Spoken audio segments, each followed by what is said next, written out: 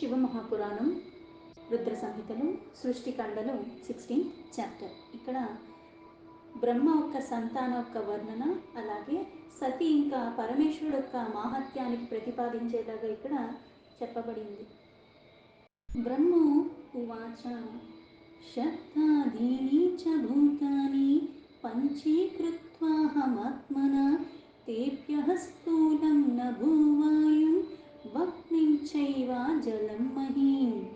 బ్రహ్మ మళ్ళీ నారదుడితో ఇలా చెప్తున్నాడు, నారద, తదనంతరం ఏదైతే అక్కడ ఇంతకు ముందు చెప్పిందంతా సృష్టి అన్నది ముందుగా ఏదైతే స్థావరాన్ని, తర్వాత తిర్యక్యోనులను, అలాగే దేవసర్గ, తర్వాత మానవ సర్గ, తర్వాత భూత సర్గ, అలాగే సూక్ష్మ, వైకారిక, కౌమారిక ఇవన్నీ చెప్పిన తర్వాత మళ్ళీ దుఃఖభరితమైనది అంటే ఈ అజ్ఞాన వశమున ఈ దుఃఖంలో మునిగిపోయే ఈ సృష్టి అంతా కూడా జరిగిన తర్వాత పరమాత్మ చెప్పిందంతా చేశాడు. తర్వాత ఆ పరమేశ్వరుడు అంతర్ధానమైపోయాడు. దాని తర్వాత ఇక్కడ మళ్ళీ సృష్టి కొనసాగించడానికి ఏదైతే ముందుగా ఒక అండం అన్నది సృష్టించాడు, అందులో 24 తత్వాలు ఉన్నాయి. మళ్ళీ విష్ణుని ప్రార్థించగా చైతన్య రూపంలో తానే ఆ అండంలో వ్యాపించాడు. అది పాతాళం నుంచి సత్యలోకం దాకా ఉంది అని చెప్పారు.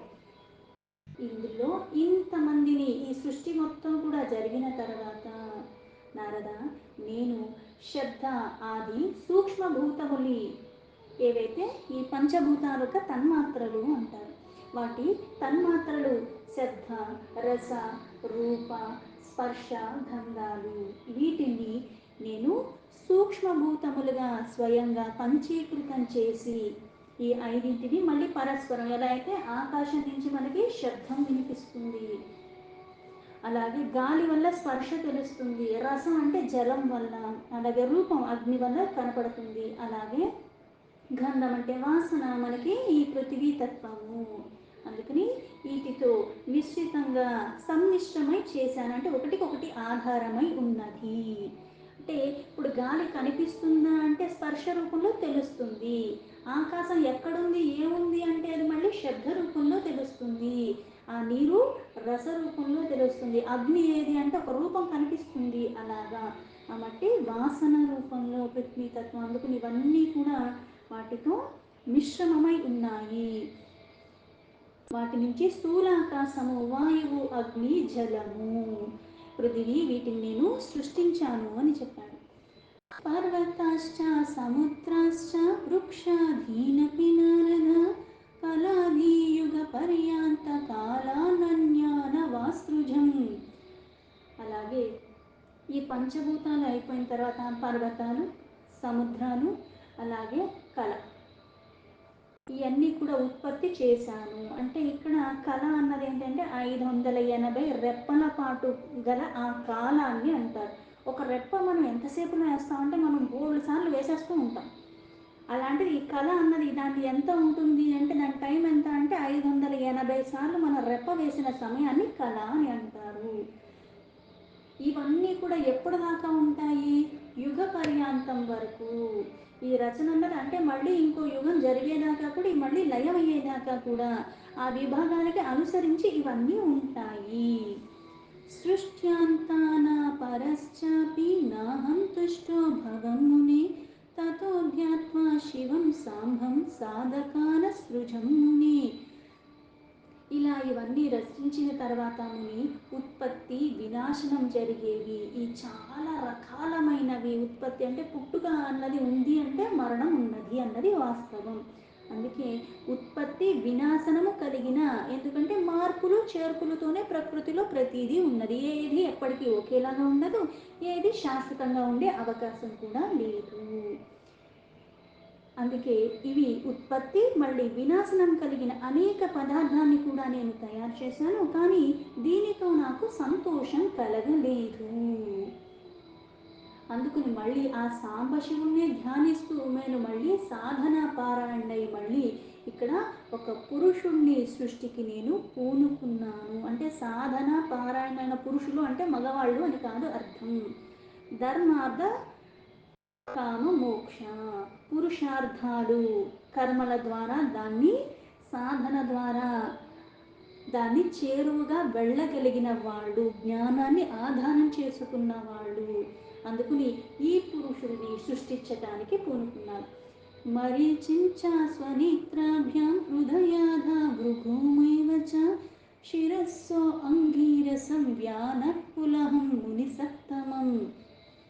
అయితే ఈ సృష్టి అన్నది చేయాలనుకున్నాడు. ఇటువంటి వాళ్ళు ఎవరైతే సాధనా తత్వంతో ఉన్నవాళ్ళు, పురుషార్థాన్ని సార్థకం చేసుకుని సాధనా పరంగా ఉండేవాళ్ళు. అందుకుని ఆ బ్రహ్మ యొక్క స్వశరీరం నుంచి, తన 2 కళ్ళ నుంచి మారీచి అన్న ఋషువుని, అంటే ఒక్కొక్క అంగం నుంచి ఒక్కొక్కరిని, నేత్రాల నుంచి మారీచిని, హృదయం నుంచి భృగువుని, ఆ శిరస్సు నుంచి అంగీరస, అలాగే ఏవైతే మనకి 5 ప్రాణాలు అంటారు. ఏంటి? వ్యాన, ఉదాన, సమాన, అపాన, ప్రాణ. అయితే కళ్ళ నుంచి మారీచి, హృదయం నుంచి భృగు, శిరస్సు నుంచి అంగీరస. వీళ్ళ చేసిన తర్వాత మళ్ళీ వ్యాన అన్నదానికి పులహ. ఈ వ్యాన అన్నది వాయువు ఏదైతే శరీరంలో మొత్తం ఇంకా మనకి చేతులకి కాళ్ళకి మొత్తం కూడా ప్రసరింప చేస్తూ ఉంటుందో దాన్ని వ్యాన అంటారు. అది పులహ అంటే ఒక్కొక్క అంగానికి ఒక్కొక్కటి అన్నట్టుగా. అలాగే వ్యాన అయిన తర్వాత ఇక్కడ ఉదాన.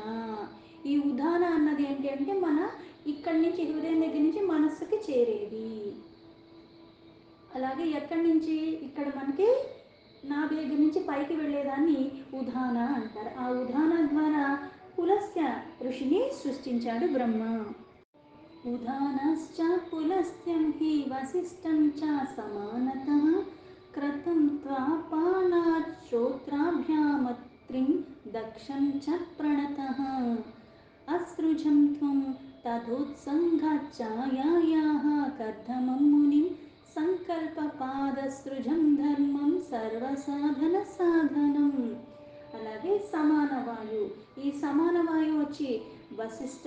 ఈ సమాన వాయువు అన్నది ఏంటి అంటే ఏదైతే మనకి ఇక్కడ ఆహారం అన్నది జీర్ణం జరగటానికి అక్కడ ఉపయోగపడేదాన్ని సమాన అంటారు. అలాగే అపాన వచ్చేసరికి క్రతువు. అపాన అన్నది అక్కడి నుంచి మళ్ళీ ఏదైతే మనకి శరీరం నుంచి అన్ని విసర్జించే ఉంటాయో వాటికి అక్కడ ఉండేది.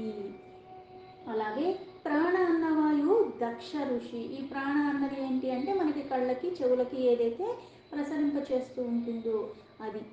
ఇలా వీళ్ళందరూ కూడా ఆ ప్రాణం దక్షుడయ్యాడు. మళ్ళీ ఇక్కడ తన ఒళ్ళో ఏమో ఆ పుట్టినవాడు నారదుడు. అలాగే ఇక్కడ దాని యొక్క ఛాయ ద్వారా కర్దమముని ఉత్పత్తి జరిగింది. అలాగే ఆయన సంకల్పంతో సమస్త సాధనాలకి సాధన రూపంగా ధర్మ అన్నవాడు ఉత్పత్తి జరిగాడు. సంకల్ప మాత్రం చేత సర్వ సాధనాలకి ఆ రూపంలో ఉన్నది ఏంటంటే ధర్మం. ఏవమేతానహం సృష్ట్వా కృతార్థః సాధకోత్తమాన్ అభవం మునిశార్దూలా మహాదేవ ప్రసాదతః. ఓ మునిశ్రేష్ఠ, ఈ ప్రకారంగా మహాదేవుడు యొక్క కృపతో ఈ ఉత్తమ సాధనలకి ఈ సృష్టి కార్యక్రమాన్ని పూనుకుని ఒక్కొక్కరి నుంచి వీళ్ళందరూ కూడా కృతార్థునయ్యాను అని నేను అనుకున్నాను. తతో మదాజ్ఞయా తాత ధర్మః సంకల్ప సంభవః మానవం రూపమాపన్నః సాధకేస్తు ప్రవర్తితః. దీని తర్వాత ఓ నారద, సంకల్పంతో ఉత్పత్తి అయిన ధర్మానికి నా ఆజ్ఞతో మానవ రూపాన్ని ధరించారు. ఉత్తమ సాధనల ద్వారా మళ్ళీ ముందుకి అక్కడ పురోగమం చెయ్యటానికి అంటే ధర్మానికి ఒక రూపాన్ని ఇచ్చాడు, మానవ రూపము. ఈ మానవ రూపంలోకి మారిన తర్వాత సాధకులకి ప్రేరణలో సాధనలోనే లయమయ్యేలాగా, ఎందుకంటే కర్మలు చెయ్యటానికి వీలుగా. తతో సృజం స్వాగాత్రేభ్యో విదిదేభ్యో మితాన్ తాన్ సుతాన్ సురాసురాదికాస్తేభ్యో దత్వా తాం తాం తనుం ముని తతేహం శంకరేణాత ప్రేరితో అంతర్గతేన హి ద్విధా కృత్వా మనోదేహం ద్విరూపశ్చ భవం ముని. ఓ ముని, దీని తర్వాత అనేకమైన నా అంగాల నుంచి దేవతల్ని అసురుల్ని లెక్కబెట్టలేనని పుత్ర సృష్టి అన్నది నేను చేశాను. మళ్ళీ వాళ్ళకు కూడా ఒక్కొక్క కార్యక్రమాన్ని నేను అంటే ఒక్కొక్కళ్ళు ఒకటి పుట్టారు. ఈ వివిధమైన శరీర భాగాల నుంచి వాళ్ళు పుట్టిన తర్వాత మళ్ళీ వాళ్ళకి వివిధమైనవి కూడా వాళ్ళకి కొన్ని కొన్ని చెయ్యటానికి అయినా ప్రసాదించారు. ఎందుకంటే ఈ శరీరంలో సకల దేవతలు ఉన్నారంటారు. అంటే ఒక్కొక్కటి ఒక్కొక్క శక్తి ద్వారా ఎలా అయితే ఆ పని అన్నది చేసుకుంటూ వెళ్ళిపోతుందో, ఇలా వీళ్ళకి ఈ శరీరం నుంచి వాళ్ళు ఉత్పత్తి చేసి వాళ్ళకి వేరు వేరు శరీరాలంతా కూడా ప్రసాదించారు. దాని తర్వాత అంతర్యామి అయిన ఆ శంకరుడు ప్రేరణతో నేను నా శరీరాన్ని 2 భాగాలుగా విభజించాను. అప్పుడు ఆ శరీరం నుంచి 2 రూపాలు వచ్చాయి. ఒకటి స్త్రీ రూపము, ఒకటి పురుష రూపము. అర్ధేన నారీ పురుషాచార్ధేన సంతతూని సాతశ్యామా సృజద్వందం సర్వసాధనముత్తమం. నారద, ఇలా ఏదైతే నా శరీరాన్ని 2 రూపాలుగా విభజించానో, సగ శరీరం స్త్రీ అయితే ఇంకో సగ శరీరం పురుషుడు. ఇలా స్త్రీ శరీరము పురుష శరీరము వీళ్ళిద్దరు మళ్ళీ ఎలా అంటే ఈ ఉత్పత్తి జరగటానికి ఎలా అంటే వీళ్ళు మళ్ళీ ఒక బంధంలోకి వెళ్ళటం, మళ్ళీ స్త్రీ గర్భం నుంచి మళ్ళీ సర్వసాధన సమర్థతగా మళ్ళీ ఆ సృష్టి అన్నది కొనసాగించటం లాగా ఉత్పత్తికి ఇంకా ఇక్కడి నుంచి జరుగుతుంది. మళ్ళీ బ్రహ్మ అన్నది చెయ్యకుండా స్వయంభువు మునస్తత్ర పురుష పరసాధనం శతరూపాభిధా నారీ యోగిని సా తపస్విని. అలాగే అక్కడ ఈ ఎవరైతే జంట ఉన్నారో స్వయంభూ ఏమో ఆ పురుష రూపంలో ఉన్న అతను, అలాగే ఆ స్త్రీ రూపంలో ఉన్నది శతరూపం. స్వయంభూమునిగా పురుషుడు ప్రసిద్ధి చెందితే ఆయన యొక్క భార్య ఈవిడ స్త్రీ రూపంలో ఉన్నది శతరూప. సాధకంగా ఇద్దరూ కూడా యోగినిగా తపస్వినిగా ఉండేది ఆ శతరూప, కళ్యాణమయమైన రూపము. సా పునర్మనూనా తేన గృహీతాతీవ శోభన వివాహ విధిన తాత సృజత్సర్గా సమర్థితునం. ఇలా వివాహం అన్న బంధంతో ఆ మనువు వైవాహిక విధానంలో ఆ సుందరి అయిన శతరూపను పాణిగ్రహం చెయ్యటం, అలాగే వాళ్ళు మళ్ళీ ఆ సంసారం అన్న జీవితం ద్వారా సృష్టిని ఉత్పత్తి చెయ్యటం అన్నది మొదలుపెట్టారు. తస్యాంతేన సముత్పన్నస్తనయశ్చ ప్రియవ్రతః తథేవోత్థాన పాదశ్చ తథా కన్యాత్రయం పునః. అలాగే శతరూపకి ఈ స్వయంభూ మనువుకి ఇద్దరు కొడుకులు, ముగ్గురు కూతుళ్ళు కలిగారు. ఈ కొడుకులు ఇద్దరిలో ప్రియవ్రత, ఉత్తానపాద అన్నవాళ్ళు, అలాగే కూతుళ్ళు ముగ్గురు. అందులో ఆ ముగ్గురు కూతుళ్ళు మళ్ళీ ఆకుతిర్దేవహుతిశ్చ ప్రసూతి రీతి విశ్రుతాః ఆకుతిం రుచయే ప్రాధాత్కర్థమాయతు మధ్యమాం దదౌ ప్రసూతిం దక్షయోత్తానపాదానుజాం సుతాం తాసాం ప్రసూతి ప్రసవ్యేహ సర్వం వ్యాప్తం చరాచరం. ఈ ముగ్గురు కూతుర్లో పెద్ద ఆవిడేమో ఆకుతి, రెండో ఆవిడ దేవహూతి, మూడో ఆవిడ ప్రసూతి.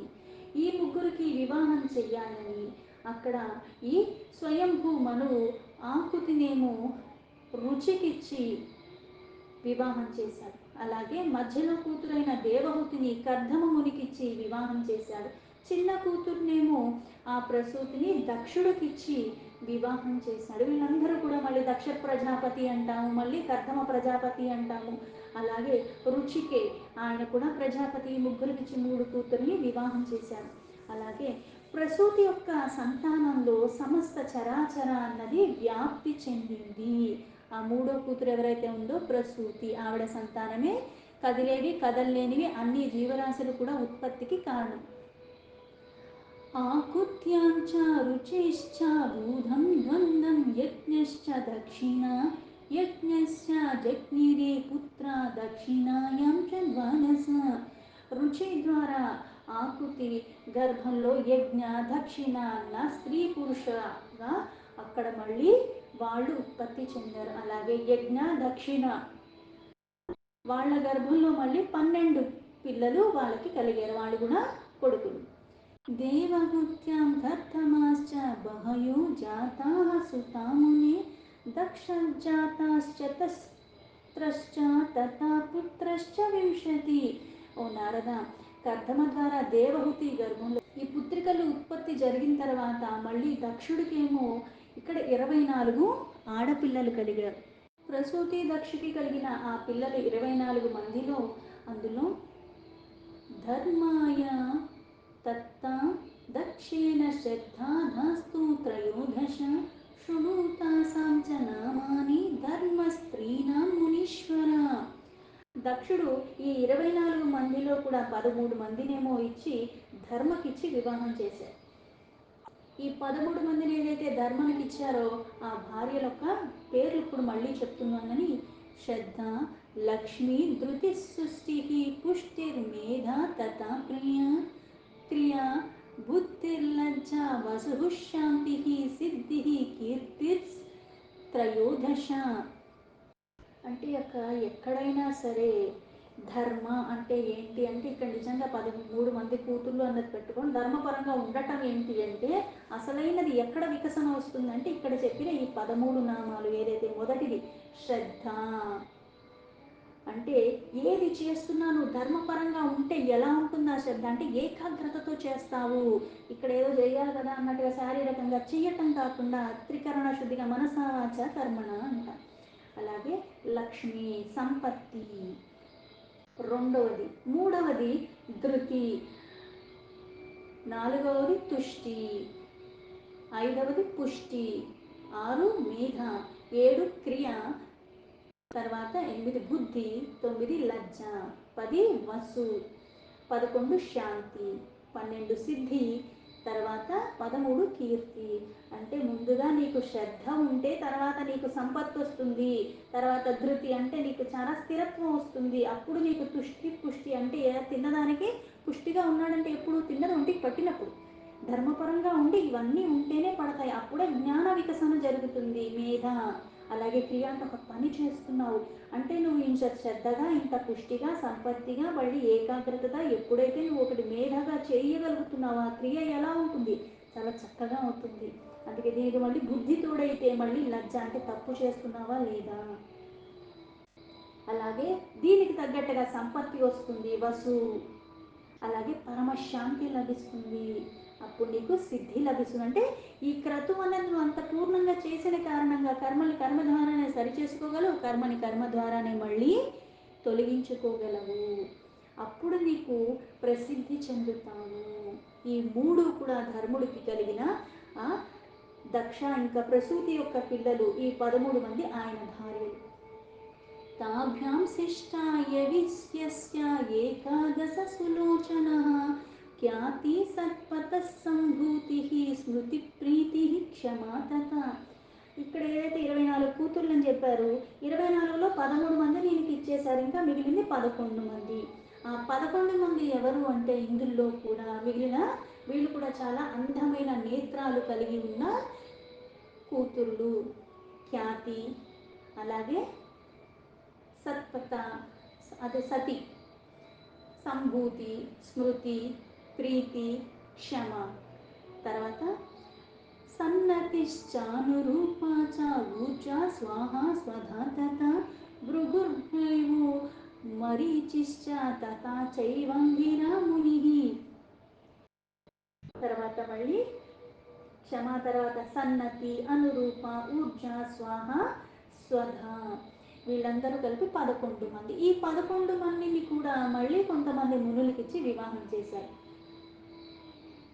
అందులో ఖ్యాతిని భృగు మహర్షికిచ్చి చేశారు, మరీచికేమో సంభూతిని, అలాగే భవుడికేమో సతిని. భవ సతీదేవి పరమేశ్వరు యొక్క భార్య భవుడు, అలాగే స్మృతిని అంగీరసకిచ్చి చేశారు. పులస్త్యః పులహశ్చైవ క్రతుశ్చర్షి వరస్తథా అత్రి వసిష్ఠో విఘ్నిశ్చ పితరశ్చ యథాక్రమం ఖ్యాతా తాస్తః జగృహుః కన్యా భృగువాద్యాః సాధకా వరాః తతః సంపూరితం సర్వం త్రైలోక్యం సచరాచరం. సన్నతిని క్రతువుకిచ్చి, అలాగే అనురూపని అత్రి మహర్షికిచ్చి, ఊర్జను వశిష్ఠకిచ్చి, స్వాహాను అగ్నికిచ్చి, స్వధాకి పితృదేవతలకిచ్చి. అందుకే పితృదేవతలకి మనం ఏదన్నా చేసేటప్పుడు ఏం చేస్తాం స్వధ అన్న దాంతో, అలాగే అగ్నికి ఏదైనా ఇచ్చేటప్పుడు స్వాహాని సమర్పిస్తూ ఉంటాము.